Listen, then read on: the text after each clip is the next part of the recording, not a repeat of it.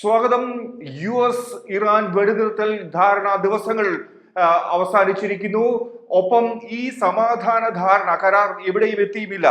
US-ഉം ഇറാനും തമ്മിലുള്ള യുദ്ധം ഇനി ഏത് വഴിക്ക്, എന്തായിരിക്കും ഇതിന്റെ ഒരു അവസ്ഥ സാഹചര്യം എന്നുള്ളത് ഇനി ഈ മണിക്കൂറുകളിൽ വ്യക്തമാകാൻ ഇരിക്കുന്നതേ ഉള്ളൂ. അതിനിടയിലാണ് ഇറാന്റെ ഒരു വലിയ പ്രഖ്യാപനം ഇപ്പോൾ അമേരിക്കൻ സൈനികരെയും അതുപോലെ ട്രംപിനെയും ലോകരാജ്യങ്ങളെയും ഒക്കെ ഞെട്ടിച്ചിരിക്കുന്നത്. അമേരിക്കൻ സൈനികരെ പിടികൂടിയാൽ $30,000 സമ്മാനം പാരിതോഷികം പ്രഖ്യാപിച്ചിരിക്കുന്നു ഇറാൻ. എന്താണ് ഈ വാഗ്ദാനത്തിലൂടെ ഇറാൻ ലക്ഷ്യമിടുന്നത്? ഇക്കാര്യത്തിൽ അമേരിക്കയുടെ മറുപടി എന്ത്? ഒരു അമേരിക്കൻ സൈനികനെ കൊലപ്പെടുത്തുകയോ പിടികൂടുകയോ ചെയ്താൽ $30,000 ആണ് വാഗ്ദാനം ചെയ്തിരിക്കുന്നത്. അതായത് 25 ലക്ഷം രൂപയിലധികം, ഏകദേശം 25 ലക്ഷം രൂപയിലധികമാണ് ഇത്തരത്തിൽ പാരിതോഷികം വാഗ്ദാനം ചെയ്തിരിക്കുന്നത്. ഇറാൻ സൈന്യം ഈ പാരിതോഷികം പ്രഖ്യാപിച്ചിരിക്കുന്നു. ഇറാന്റെ സൈനിക മേധാവി പ്രഖ്യാപിച്ചിരിക്കുന്നു. അതുമല്ലാതെ മറ്റൊരു പ്രധാനപ്പെട്ട കാര്യം ഈ പ്രഖ്യാപനത്തിലുള്ളത്, ഒരു സ്ത്രീയാണ് അമേരിക്കൻ സൈനികനെ പിടികൂടുകയോ കൊലപ്പെടുത്തുകയോ ചെയ്യുന്നതെങ്കിൽ പാരിതോഷികം ഇരട്ടിയാക്കുമെന്നും ഇറാൻ പ്രഖ്യാപനം നടത്തിയിരിക്കുന്നു. ഇറാനിയൻ ആർമി ചീഫ് അമീർ ഹതാമിയാണ് ഈ പ്രഖ്യാപനം നടത്തിയത്. അദ്ദേഹം ഇതിനെ വിളിക്കുന്നത് ഫിനാൻഷ്യൽ ജിഹാദ് എന്നാണ്, അതായത് സാമ്പത്തിക ജിഹാദ്. പക്ഷെ ഇവിടെ ഏറ്റവും പ്രധാനപ്പെട്ട ചോദ്യം എന്താണ്? അമേരിക്കൻ സൈനികരെ ലക്ഷ്യമിട്ട് ഇത്രയും അസാധാരണമായ ഒരു പ്രഖ്യാപനം നടത്താൻ ഇറാനെ പ്രേരിപ്പിച്ചത് എന്താണ്? ഇത് യഥാർത്ഥത്തിൽ ഒരു സൈനിക തന്ത്രമാണോ, അതോ അമേരിക്കയ്ക്ക് നൽകുന്ന ഒരു രാഷ്ട്രീയ സന്ദേശമോ? അമേരിക്ക ഇതിന് എന്താണ് മറുപടി പറയുന്നത്? കാത്തിരിക്കുകയാണ് ലോകം. അതിലും പ്രധാനമായി ഈ പ്രഖ്യാപനം ഇറാൻ-US യുദ്ധത്തെ കൂടുതൽ അപകടകരമായ ഘട്ടത്തിലേക്ക് കൊണ്ടുപോകുമോ? കാരണം ഇപ്പോൾ വെടിനിർത്തൽ ധാരണ അവസാനിച്ചിരിക്കുന്നു. സമാധാന ശ്രമങ്ങൾ എവിടെയും എത്തിയതുമില്ല. ഇപ്പോഴും ഹോർമുസിൽ പ്രതിസന്ധി നിലനിൽക്കുന്ന ഘട്ടത്തിൽ ഇറാന്റെ ഭാഗത്തുനിന്ന് ഇത്തരത്തിലൊരു പ്രകോപനപരമായ ഒരു പ്രസ്താവന വരുമ്പോൾ തുടർന്ന് ഇനി എന്തായിരിക്കും ഇറാൻ-US സംഘർഷത്തിന്റെ യുദ്ധത്തിന്റെ സ്ഥിതി എന്നുള്ളതാണ് ആശങ്കാജനകമായി നിൽക്കുന്നത്. പരിശോധിക്കാം. ആദ്യം എന്താണ് ഇറാൻ പ്രഖ്യാപിച്ചതെന്ന് നോക്കാം. ഇറാനിയൻ ആർമി ചീഫ് അമീർ ഹത്താനിയുടെ പ്രഖ്യാപനം വളരെ നേരിട്ടുള്ളതാണ്. വളരെ പ്രത്യക്ഷത്തിൽ നേരിട്ടുള്ള പ്രഖ്യാപനം തന്നെ, ഡയറക്റ്റ് പ്രഖ്യാപനം തന്നെ നടത്തിയിരിക്കുന്നു എന്നുള്ളതാണ്. അമേരിക്കൻ സൈനികരെ കൊലപ്പെടുത്തുകയോ പിടികൂടി ഇറാൻ സൈന്യത്തിന് കൈമാറുകയോ ചെയ്തവർക്ക് $30,000 സമ്മാന തുക. ഇറാനിയൻ കറൻസിയിൽ ഏകദേശം 5 ബില്യൺ ടൊമൻസ് എന്നാണ് അദ്ദേഹം പറഞ്ഞത്. ഇത് വെറും ഒരു വ്യക്തിഗത പ്രസ്താവനയായി നമുക്ക് കാണാൻ കഴിയില്ല. അദ്ദേഹത്തിന്റെ പ്രസ്താവനയല്ല, ഇതാ രാജ്യത്തിന്റെ സൈന്യത്തിന്റെ പ്രസ്താവനയായി തന്നെ കാണേണ്ടതുണ്ട്. ഇറാൻ സൈന്യം ഔദ്യോഗികമായി പ്രഖ്യാപിച്ച ഒരു റിവാർഡ് സ്കീം ആണ് എന്നാണ് റിപ്പോർട്ടുകൾ സൂചിപ്പിക്കുന്നത്. ഹത്താമിയുടെ വാദം ഇക്കാര്യത്തിൽ എന്താണ്? യുദ്ധത്തിൽ സാമ്പത്തികമായി പങ്കാളികളാകാൻ വലിയ തോതിൽ ആളുകൾ താല്പര്യം പ്രകടിപ്പിച്ചതിനെ തുടർന്നാണ് പദ്ധതി തയ്യാറാക്കിയതെന്ന് അദ്ദേഹം പറയുന്നു. അതായത് ഇറാനിലെ ജനങ്ങൾ ഈ യുദ്ധത്തോട് വലിയ അനുകമ്പ അല്ലെങ്കിൽ ആഭിമുഖ്യം കാണിക്കുന്നു. അതുകൊണ്ടാണ് ഇത്തരത്തിലൊരു പദ്ധതിയിലേക്ക് എത്തിയത്, ഈ ഒരു പ്രഖ്യാപനത്തിലേക്ക് എത്തിയെന്ന് അദ്ദേഹം സൂചിപ്പിക്കുകയാണ്. അതിനാലാണ് ഇതിനെ ഫിനാൻഷ്യൽ ജിഹാദ് എന്ന് അദ്ദേഹം വിശേഷിപ്പിച്ചത്. പക്ഷെ ഇവിടെ ഒരു വലിയ വൈരുദ്ധ്യം നമുക്ക് കാണാൻ കഴിയും. ഇറാനിൽ ഇപ്പോൾ അമേരിക്കൻ ഗ്രൗണ്ട് ട്രൂപ്പ് വലിയ തോതിൽ പ്രവർത്തിക്കുന്നതായി സ്ഥിരീകരണമില്ല. ഏപ്രിലിൽ തകർന്നു വീണ ഒരു അമേരിക്കൻ പൈലറ്റിനെ രക്ഷിക്കാൻ നടത്തിയ റെസ്ക്യൂ മിഷൻ ഒഴികെ ഇറാനിൽ അമേരിക്കൻ സൈനികരുടെ സാന്നിധ്യമുണ്ടെന്ന് റിപ്പോർട്ടുകൾ ഇല്ല. അമേരിക്ക ഇങ്ങനെയല്ല ഇറാനിലേക്ക് ആക്രമണം ഇപ്പോൾ നടത്തുന്നത്. അമേരിക്കയുടെ ഗ്രൗണ്ട് അറ്റാക്ക് അവിടെ നടക്കുന്നില്ല എന്നുള്ളതാണ്. അപ്പോൾ ചോദ്യം ആരെയാണ് എന്നുള്ളതാണ്. പിടികൂടാൻ ഇറാൻ $30,000 വാഗ്ദാനം ചെയ്യുന്നത് എന്നുള്ളതാണ്. ഇതാണ് ഈ പ്രഖ്യാപനത്തിന്റെ യഥാർത്ഥ രാഷ്ട്രീയ സന്ദേശത്തിലേക്ക് നമ്മളെ കൊണ്ടുപോകുന്നത്.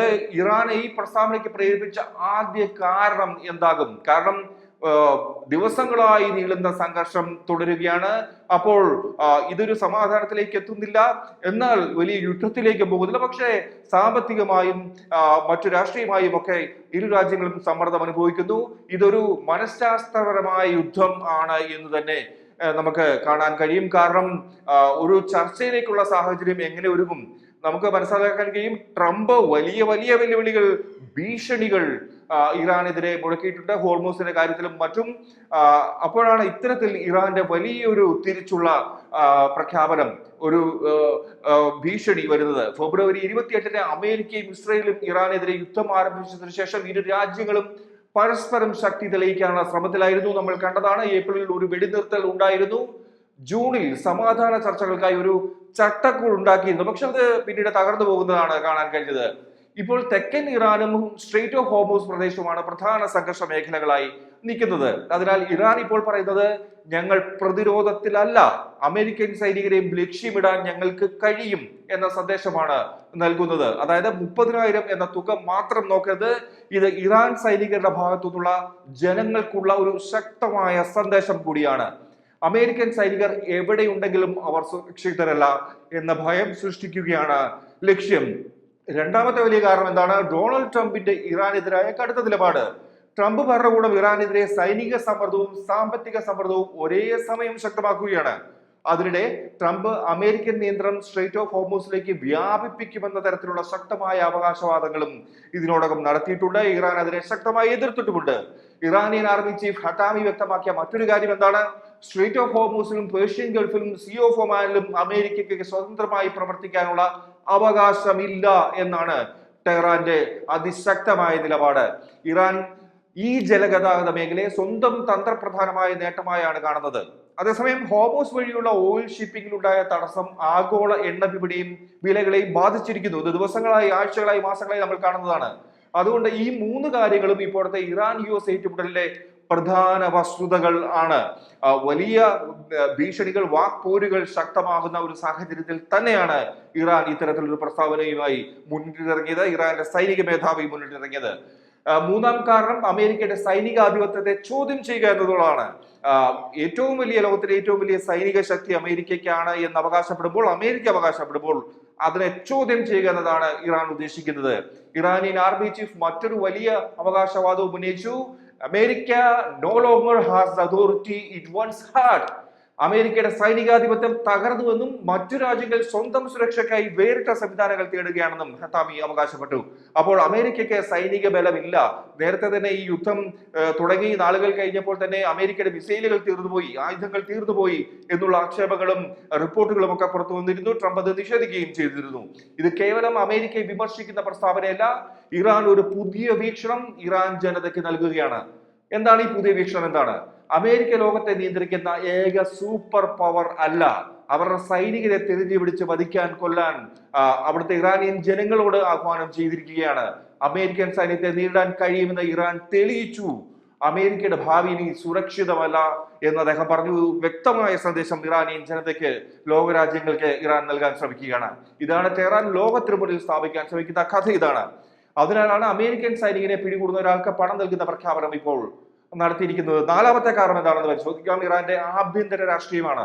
യുദ്ധകാലത്ത് ഒരു രാജ്യത്തിന്റെ ഭരണകൂടത്തിന്റെ ജനങ്ങളിൽ നിന്ന് പിന്തുണ നിലനിർത്തേണ്ടതുണ്ട്, തീർച്ചയായും നിലനിർത്തേണ്ടതുണ്ട്. കാരണം ട്രംപ് ഇപ്പോൾ നേരിടുന്ന പ്രശ്നവും അങ്ങനെ തന്നെയാണ്. അമേരിക്കൻ ജനത എത്രമാത്രം ഈ യുദ്ധത്തെ പിന്തുണയ്ക്കുന്നു, അല്ലെങ്കിൽ അവിടെ മിഡ് ടൈം ഇലക്ഷൻ വരുന്നു, ജനപിന്തുണ എത്രമാത്രം ഉണ്ടാകും എന്നുള്ള കാര്യത്തിൽ ട്രംപും ചോദ്യങ്ങൾ നേരിടേണ്ടി വരുന്ന സാഹചര്യമാണ്. അതുപോലെ തന്നെ ഇറാനും ആഭ്യന്തര രാഷ്ട്രീയത്തിൽ ഇത്തരം ചോദ്യങ്ങൾ, വെല്ലുവിളികൾ നേരിടേണ്ടി വരും. അമേരിക്കയും ഇസ്രയേലും ചേർന്ന് ആക്രമിച്ചു എന്ന കാര്യമാണ് ഇറാൻ ജനതയോട് ടെഹ്റാൻ പങ്കുവയ്ക്കുന്നത്. ഇറാൻ ജനങ്ങളോട് പറയുകയാണ്, നാം ആക്രമിക്കപ്പെട്ടവരല്ല, നാം തിരിച്ചടിക്കുന്നവരാണ്. കാരണം അവരുടെ ശക്തി, ഇറാന്റെ ശക്തി അവർ തെളിയിച്ചിരിക്കുന്നു. ഇസ്രയേലും അമേരിക്കയും ചേർന്ന് ആക്രമിച്ചിട്ടും നാം അവരെ തിരിച്ചടിച്ചു, നിലയ്ക്ക് നിർത്തിയിരിക്കുന്നു എന്നുള്ള സന്ദേശം അവർ നൽകുകയാണ്. അതിനാണ് ഫിനാൻഷ്യൽ ജിഹാദ് എന്ന വാക്കിന്റെ ഉപയോഗം ശ്രദ്ധേയമാകുന്നത്. സൈനികർ മാത്രമല്ല യുദ്ധം ചെയ്യേണ്ടത്, രാജ്യത്തെ ഓരോ പൗരനും യുദ്ധശ്രമത്തിൽ പങ്കാളിയാകണമെന്ന സന്ദേശമാണ് അതിലൂടെ നൽകുന്നത്. അമേരിക്കൻ സൈനികനെ പിടികൂടുന്നവന് പണം നൽകുമെന്ന് പ്രഖ്യാപിക്കുന്ന ഒരു മിലിറ്ററി ഓപ്പറേഷനേക്കാൾ കൂടുതൽ ഇറാൻ ജനതയുടെ യുദ്ധത്തിലുള്ള പങ്കാളിത്തം കൂടി ഉറപ്പുവരുത്തലാണ്. അല്ലെങ്കിൽ ഇറാൻ ജനതയ്ക്ക്, ആ രാജ്യത്തിന് ആവേശം നൽകുന്ന ഒരു പ്രക്രിയയാണ് ഇപ്പോൾ ഇറാന്റെ സൈനിക മേധാവി തുടങ്ങി വെച്ചിരിക്കുന്നത്. എന്നാൽ $30,000 കൊണ്ട് യഥാർത്ഥത്തിൽ എന്ത് നേടാനാകും? ഇവിടെ ഒരു ചോദ്യം പ്രധാനമാണ്. $30,000 കൊണ്ട് അമേരിക്കൻ സൈനികരെ പിടികൂടാൻ ആരെങ്കിലും ഇറങ്ങി പുറപ്പെടുമോ എന്നുള്ളത്. യഥാർത്ഥത്തിൽ ഇത് എത്രത്തോളം പ്രായോഗികമാണെന്ന് നമുക്ക് വ്യക്തമല്ല. കാരണം അമേരിക്കൻ സൈനികർ സാധാരണയായി ഏറ്റവും സുരക്ഷിതമായ കേന്ദ്രങ്ങളിൽ നിന്നാണ് ആക്രമണം നടത്തുന്നത്. ഇറാനിൽ അമേരിക്കൻ ഗ്രൗണ്ട് ട്രൂപ്സ് വ്യാപകമായി വിന്യസിച്ചിട്ടുമില്ല, നമ്മൾ നേരത്തെ സൂചിപ്പിച്ചതുപോലെ.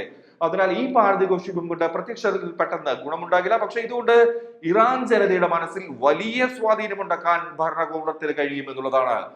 നമ്മൾ നേരത്തെ കണ്ടതുപോലെ ഒരു അമേരിക്കൻ സോൾജർ ചിന്തിക്കും, ഞാൻ ശത്രുവിന്റെ പ്രദേശത്താണ് എന്നത് മാത്രമല്ല, എന്നെ പിടികൂടുന്നതിന് പാരിതോഷികവും പ്രഖ്യാപിച്ചിരിക്കുന്നു. അതേസമയം അമേരിക്കൻ മിലിറ്ററി എന്ത് ചിന്തിക്കും? ഇറാൻ അല്ലെങ്കിൽ അവരെ പിന്തുണയ്ക്കുന്നവർ ഈ പ്രഖ്യാപനം ഉപയോഗിച്ച് സമാനതകളില്ലാത്ത ആക്രമണം നടത്തുമോ? ഇതാണ് യഥാർത്ഥ സുരക്ഷാ പ്രശ്നം.